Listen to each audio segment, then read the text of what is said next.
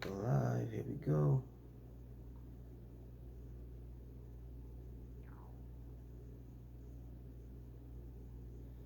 All right, here we go. Here we go. We are live. If you guys can hear me, let me know. I want to check for technical difficulties before we get rolling.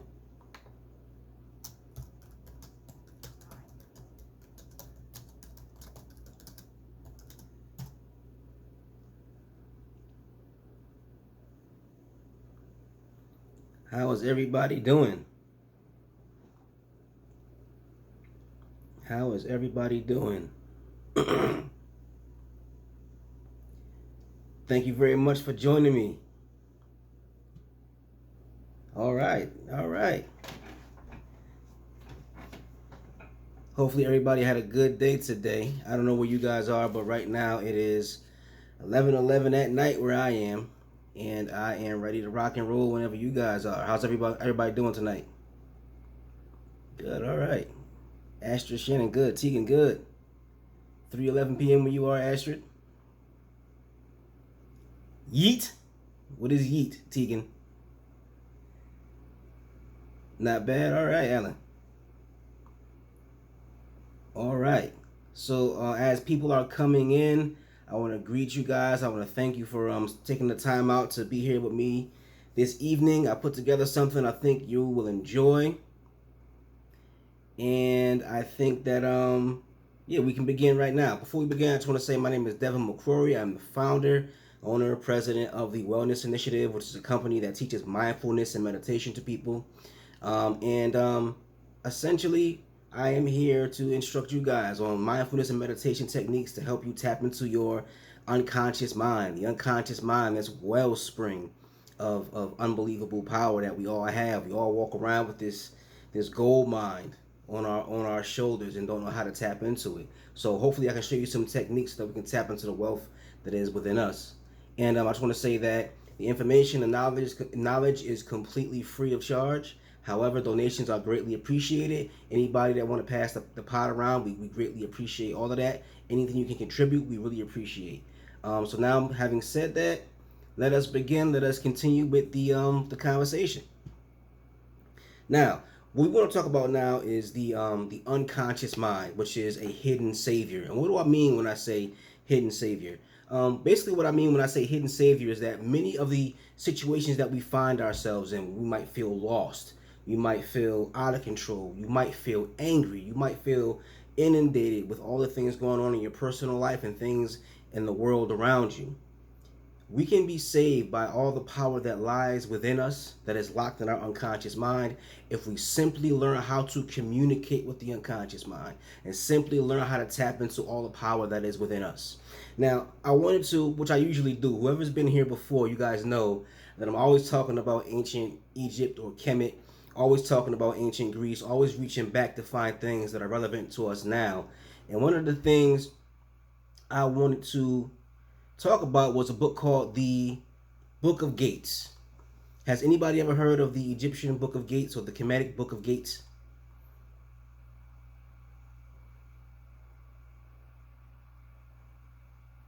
All right. Well, the Book of Gates is an ancient book that was written in ancient Egypt that tells the journey of what happens when the sun sets.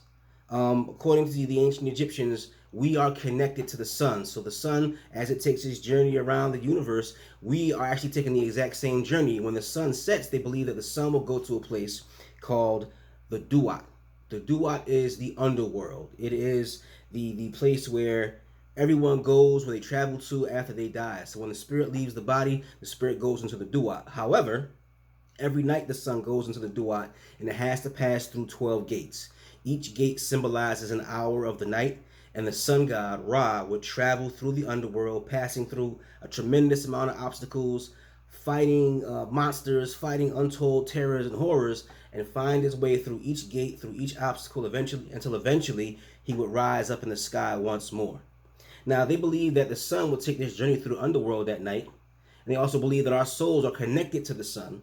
So therefore, they believe that we actually were traveling through the underworld. So think of the underworld as the unconscious mind. And quite often they would teach and believe that after you went into the underworld, you would awaken in the real world, in our world, and you would have dreams, and your dreams were actually your experiences as you were traveling through the underworld, which is, I find that pretty interesting. So we have to think of the unconscious mind as the duat. Think of the unconscious mind as an underworld through which we have to travel, and quite often in this underworld, what do we face? What do we experience when we think about all that, all those memories, all that energy, all that creativity that's locked in the unconscious mind? Oh, the name of the book, Ashley, is The Book of Gates. Now, imagine yourself with all this power in your unconscious mind, but you can't tap into that power simply because you're afraid. You're afraid to go into your unconscious mind. Quite often, we're afraid to face ourselves. Like, for instance, if somebody ever asked you, do you want to be hypnotized? I'll be terrified to be hypnotized because I don't know what's going to come out. I don't know what's in there. But I realized that in order for me to really tap into my true power, I had to eventually learn how to face even my deepest, darkest secrets. I had to face myself. Favorite diva, welcome back. How you doing? So think of the sun god Ra as he goes into the Duat, into the underworld when the sun sets. What does he have with him? So he doesn't just travel through the underworld. Yep, there you go, Tegan. You learned about Ra in school. So he doesn't just travel through the underworld. When he traveled through the underworld, there were certain beings and certain power that went along with him to help him traverse the obstacles of the underworld and rise and shine again. Who went with him? When Ra went into the underworld, there were two beings with him. The first was Sia. Sia was the god of divine thought. Sia or Sa was the god of divine thought or divine insight. The other god that went with him, went with the god Ra, was Hu or Hu. Hu is the god of magical utterances. That lets you know that in your unconscious mind, there is a tremendous amount of divine insight. There's a tremendous amount of divine insight right here. So as we travel into the underworld of our own subconscious mind, locked in your unconscious mind, there's insights that you might not even be aware of. If you simply try to stick to the conscious mind where it's nice and safe, you have to go into this part of the mind, the unconscious mind, and tap into that power that's in there. Quite often, we get all these insights and all these glimpses of the things that we don't even understand. And we understand them fully simply because they're locked here. Sometimes we accidentally tap into the power of the unconscious mind. So that divine insight that's within us helps us to see things that normally we wouldn't be able to perceive. I know many of us have had dreams in which we've predicted the future. Oh, I had a dream that this was going to happen or that was going to happen. Or sometimes you might have a moment of intuition where you're walking along and something says, don't go left, go right. You know, don't go up those stairs. Matter of fact, wait 5 minutes and then go up the stairs. That's divine insight that's within you, but we don't know how to control that because we're afraid to tap into the powers of the unconscious mind. Hu was the god of magical utterances. Now, in ancient Egypt, magic was something that everybody could do. And magic was a means of which you could change your reality and alter your reality. You could use power of magic to resurrect the dead or tap into your own inner powers or communicate with somebody better. So within us lies the capacity to change our own reality and also to change the reality of the environment around us. All this power lies within us, locked in the unconscious mind, but we're too afraid to tap into it and face it. It's of the utmost importance that we get rid of this fear of looking into our deepest self and understand that within us lies the answers to everything that we've been seeking our entire lives. Now, also in the unconscious mind, yes, there were terrors, and there was a great terror known as Apep. What is Apep? Apep in ancient Kemet or ancient Egypt was a serpent. It was a serpent whose job it was to seek lost souls in the Duat, in the underworld, and devour them. This was known as the second death. So when Apep, who the Greeks called Apophos, was lurking and looking for you, if he caught you in the underworld without magic, without power, without divine insight, he could snatch you up and devour you. So yes, within your unconscious mind, yeah, there's monsters lurking. However, with your divine insight, with your capacity to use magical utterances, you can defeat these monsters. And you can travel through each gate, each obstacle in the Duat in your unconscious mind and rise again more powerful than ever, just like the sun god Ra. But there's also something else. There's something else locked inside of us in the unconscious mind. When you look at the stories of the Duat, what do you see? You see individuals who died and they went to the underworld. So everybody who ever died is locked in your unconscious mind. We are the recipients and walking, talking libraries of millennia of ancestral memories. So imagine quite often we call it instinct. Sometimes we respond instinctually. When you see fire, all of us have an instinctive emotional reaction to fire, right? We have an instinctive emotional reaction when we see vast bodies of water. That's ancestral memory speaking to us.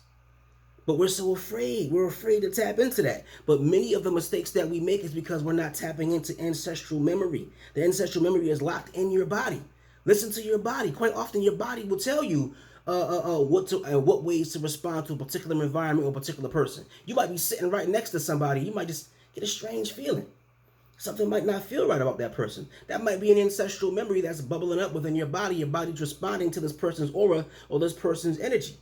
So it's very important to understand that locked in your unconscious mind is also all this information that you could be using right here, right now to change the world and change yourself for the better.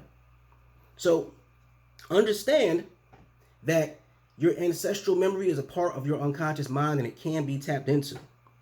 Now, as the sun god Ra is traveling through the Dua or the unconscious mind, there's something else happening that's very interesting. He's walking through the dark, but he's shining. He's still shining because Ra is still the sun god.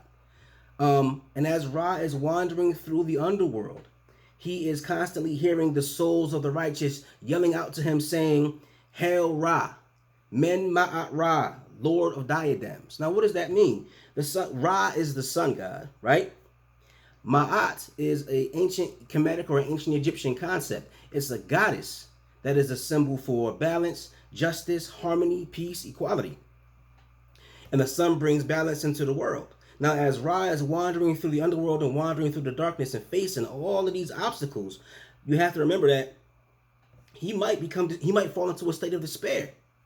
He might fall into a state of forgetting even who he is and all his greatness, all his beauty, all his abundance and his magnificence.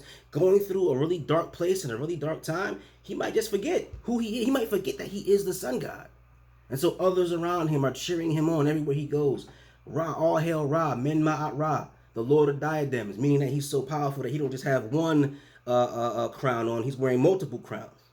And that's us. Within us is that same choir of our ancestors cheering us on as we walk through the darkness. As we're walking through these dark periods in time in our life, sometimes we make it through and don't even know how we make it through. Sometimes we survive and don't even know how we're surviving. It's because the spirit of the ancestors, the energy that's locked in your unconscious mind is keeping you moving forward. It's showing you the way to go. It's giving you that power that's locked inside you that you don't even know was there. It's very, very interesting the extent to which human beings are unaware of what they can do. We can do so many amazing things and we don't know simply because we haven't looked. We have not looked within ourselves to see how deep and powerful this wellspring of energy is. And once we look within ourselves, we'll see and be encouraged. Once you find out how powerful you are, more to the right, move more to the right. Is that better? Couch Potato 101? Okay. So, as I was saying, within you there is someone cheering you on. That ancestral spirit is in your unconscious mind. The unconscious mind is basically there in many ways to help you survive, to help you live. The information the unconscious mind is giving you is pretty much just a means of shortcutting the neural network to help you to make decisions faster and survive. But it also comes equipped with other tools that you might need for survival, other resources you might need for survival. And one of those resources is that internal voice that's constantly cheering you on and keeping you moving forward. It's amazing how many times we go through all kinds of pain and damage, but there's something in us, some resilient force within the human race that just keeps us moving forward and keep pushing us. That's locked in your unconscious mind too. So keep your thoughts open and understand that within the unconscious mind, there's this whole world happening. And this world is extraordinarily powerful and frightening in some instances, but it's also very, very beautiful. Now, your unconscious mind, we have to remember that it's very, very important that we learn the unconscious mind because many of our behaviors, many of our actions, and even many of our thoughts are basically controlled by the unconscious mind. The unconscious mind, is it breaking up again, Kathy? It says I'm getting a good signal. Okay. Well, so like I was saying, most of our actions are controlled by the unconscious mind. I have a joke. It is what is a German who cannot see. I'm not sure right now, but I'll get to that in 1 second, Tracy. Please give me a second. Let me finish doing what I'm doing. So, most of your actions are controlled by the unconscious mind. Most of the actions and most of the things that you say and do are controlled by the unconscious mind. So imagine yourself with all this power and energy and you don't know how to control it and you're not even aware of it. So it's important that we learn how to tap into the unconscious mind and learn how to understand the unconscious mind. So let's take a second to look at what the unconscious mind is, how it functions, and what we know about the unconscious mind. So we know that the unconscious mind is nonverbal or has very limited verbal capacity. There is a tendency for us to dream, but you ever notice that most of your dreams, there's not a lot of dialogue. There's not a lot of talking in your dreams. Your dreams might have, you might have a dream, and in your dream you just appear in the middle of a story, right? Or in the middle of something happening, and you don't remember a whole lot of the words because the unconscious mind doesn't communicate verbally. And if it does use words, the words are very, very few, far between. There's a real famous story about Paul McCartney, one of the singers in the Beatles. He had this moment in his life where he kept thinking about his mother. His mother died when he was very, very young, and he just kept thinking about her, and he was getting depressed because he couldn't remember her face. So he would take all the pictures of his mom that he had laying around, and he would put them in the living room and put them on the wall, put them next to his bed. But when he closed his eyes, he could not picture her face no matter what. And then one night he went to sleep, and he had a dream where his mother appeared to him. And no, Paul McCartney's not dead, couch potato. But he went to sleep, and his mother appeared to him in a dream, and she simply said, "Let it be." And then he woke up from that dream, and he understood everything he needed to understand with just those 3 words, "Let it be." And he ended up writing one of the most beautiful rock songs ever written called "Let It Be." But his mother communicated everything that he needed to hear and understand with just those few words. The unconscious mind does not use very many words, if it uses words at all. So you have to understand, if you want to communicate something to your unconscious mind or give your unconscious mind a set of instructions, it's important that you keep the words to a minimum. That's why sometimes when you see people doing affirmations, their affirmations are very, very long, they're not very effective. So if your affirmation is, "I am in a state of peace while I'm sitting here in this room, and I think everything's going to be okay in my life," that's too many words. So whenever I teach people meditation, I always teach them to use very short, very, very brief affirmations. "I am calm. I am relaxed." The shorter the affirmation, the fewer words you use, the more powerful they become, because they become embedded in the unconscious mind, which is not looking for your words. And what is the unconscious mind looking for if it's not looking for words? Well, before we get into all that, what else we know about the unconscious mind? We know the unconscious mind is not logical, but emotional. The unconscious mind usually communicates in emotions. That's why you're around certain people, you get triggered, you have certain emotional reactions. You go to a particular place, you have an emotional reaction. You find yourself in a particular situation, you have an emotional response, whether it's joy, happiness, sadness, discomfort. So your unconscious mind is communicating with you through your emotions, because it drives your behavior. Your behavior is only going to be really driven by emotion. Quite often our behavior is not driven by logic, it's driven by emotion. So your unconscious mind is going to tap into your emotions.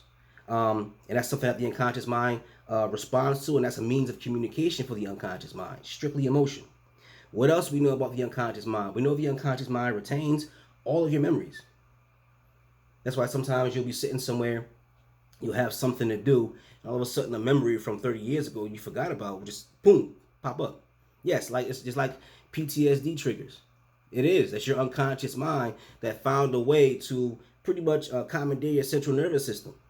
So when you get triggered through PTSD, it's just like that. Except that with PTSD, it's magnified to a very high level, Kathy. Good point. Now, the unconscious mind, it sees things that we aren't conscious and aware of. And that's something else that's very, very important to remember.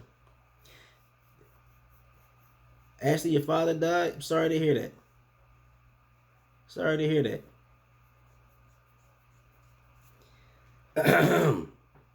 But remember that your unconscious mind, it is aware of things that you might not be aware. So imagine you have a kid who is your son or your daughter, your niece or your nephew. Just like your son, your daughter, your niece and your nephew, they see things that you don't think they can see, or they pick up on things that you might not notice. That's the unconscious mind. The unconscious mind is constantly studying and watching everything. So the unconscious mind is a silent observer, and it observes things that the conscious mind don't even pick up on. So that's another thing that we know about the unconscious mind. Now, there's several ways that we can communicate and give instructions and teach our unconscious mind to do the things that we need it to do. Now remember, the unconscious mind is nonverbal. So if you want to give instructions and plant ideas and thoughts into your unconscious mind, remember it's nonverbal or uses limited verbs, so you have to limited words, so you have to use visualization. If you want to control your emotions in a particular situation, or if you want to give direct instructions to your unconscious mind, like don't get upset during this meeting, or don't become impatient with somebody. If you want to give direct communication and direct ideas to the unconscious mind, use meditation and use a visualization technique. If you can see it in your mind, your unconscious mind can understand it. If you tell your unconscious mind, don't do this, I don't want to get upset when I see my mom because me and my mom always argue, which me and my mom, we don't. I'm just using that as an example. However, what I'm saying is use visualization. When you use visualization, that is a means of telling your unconscious mind what to do in a language that it understands. It understands visuals, might not understand too many words. Now remember, the unconscious mind uses limited words. So if you do give direct commands to the unconscious mind during your meditative states, give very simple commands, very simple direct instructions with very few words. The unconscious mind, once again, does not understand words, but you can communicate it with the use of rituals. You'll notice that there are certain religions that for some odd reason they've been around for thousands of years, hundreds of years. Certain religions have been around. Why? Simply because they use rituals. They use rituals with hidden meanings that tap into the unconscious mind and program people to continuously respond to the commands of the religion.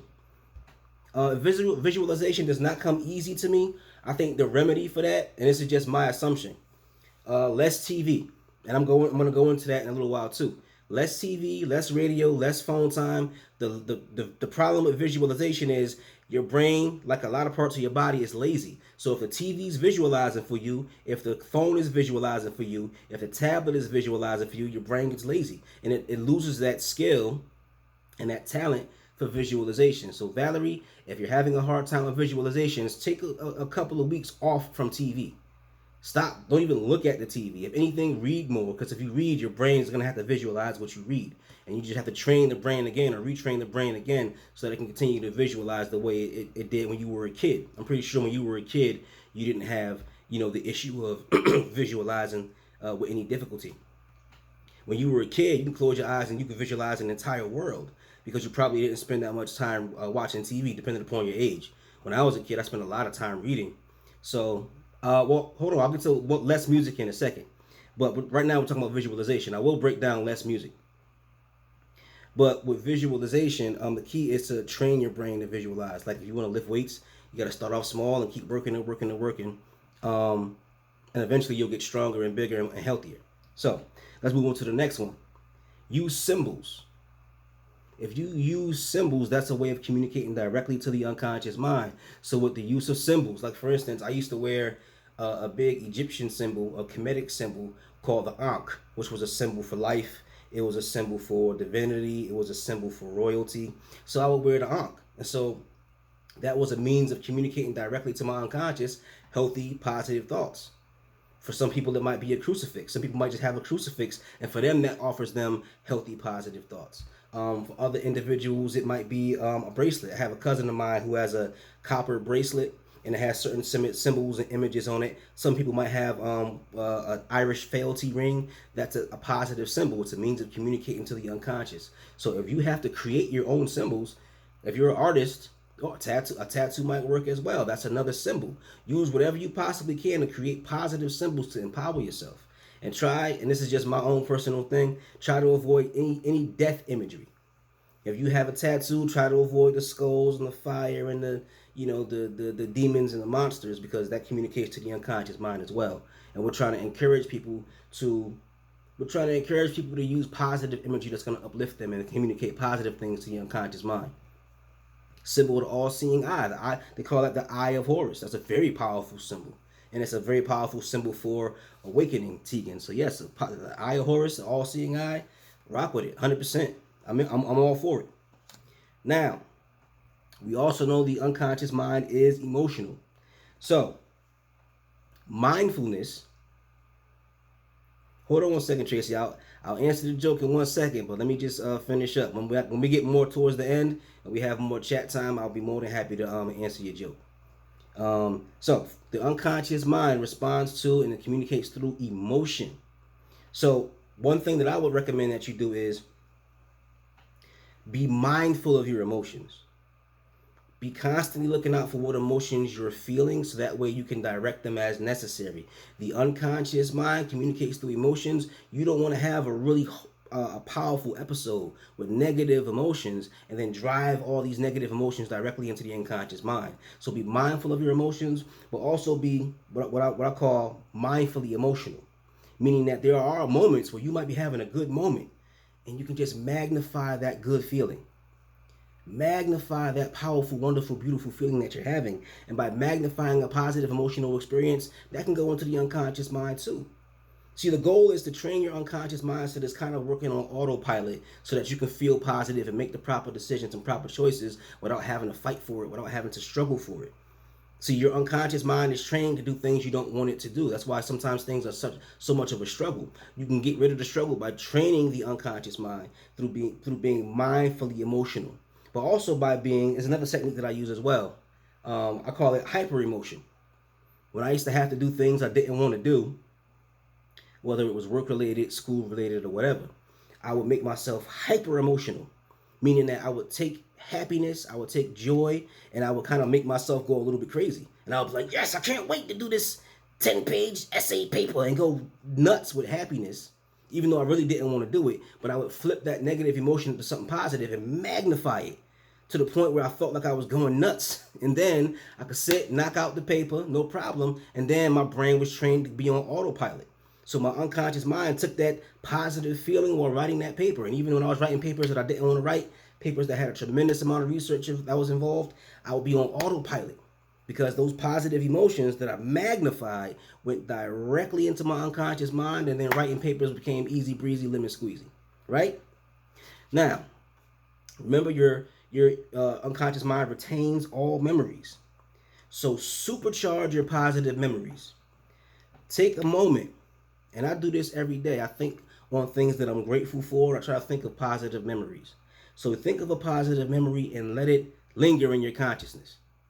Take a positive memory and just hold on to it for a prolonged period of time. And by taking that positive memory and really holding on to it, just really allowing yourself to hold on to that positive memory, that supercharges the positive memory. Now you have a positive memory times 10.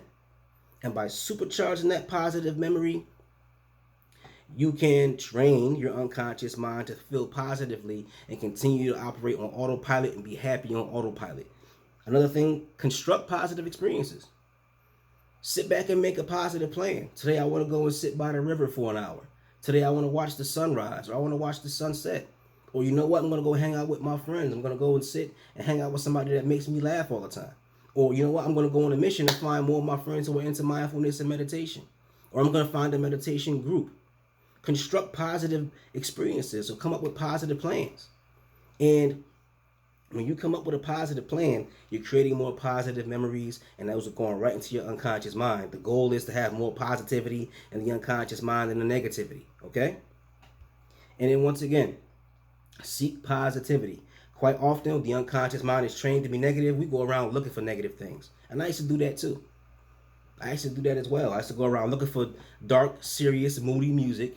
I would go to serious, really dark places. I would be around a bunch of miserable, angry people.